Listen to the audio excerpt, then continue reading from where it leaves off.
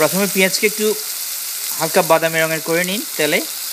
পেঁয়াজ ব্রাউন হওয়ার পরে আপনি আদা বাটা আর রসুন বাটা দিয়ে একটু আরও ভালোভাবে নেড়ে নিন। ফ্রিজ থেকে বের করাতে একটু শক্ত হয়ে আছে। মিশ্রণটা ভালোভাবে হওয়ার পরে কয়েক মিনিট আপনি টমেটো দিয়ে দিন, আবারও মেখে নিন ভালোভাবে। পরে মিশ্রণে আপনি চিকেনটা দিয়ে দিন, 2-4 মিনিট রাখলেই হয়। এরপর মিশ্রণে চিকেনের সাথে আমরা আলুও দিচ্ছি, এটা চিকেন কারি করছি। এরপর আমরা ভালোভাবে মিশ্রণের সাথে পুরো চিকেন আর আলুটা ভালোভাবে মিক্স করব। এবার জাস্ট কমন ইনগ্রিডিয়েন্টসগুলি অ্যাড করেছি।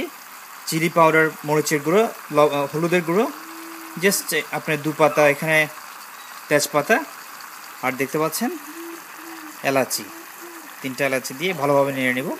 স্বাদ মতো লবণ দিবেন। দারুচিনি আপনি অ্যাড করে দিচ্ছি, আর আপনার গোলমরিচ গুঁড়ো দেখতে পাচ্ছেন, গোলমরিচ গুঁড়ো করে দিলেই ভালোভাবে নেড়ে নিন। আবারও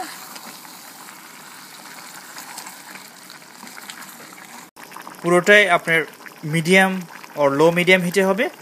ঢাকনা বন্ধ করে দিব। আর এই পানিগুলি কিন্তু চিকেন থেকে বেরিয়েছে, আমরা কোনো আলাদা পানি ইউজ করছি না, এতে স্বাদটা অক্ষুণ্ণ থাকবে। এটা মাখা চিকেন হচ্ছে। প্রতি 3-4 মিনিট পরে আপনি কাভারটা তুলে ভালোভাবে একটু নেড়ে দিন। রেডি হয়ে গেল আমাদের চিকেন কারি।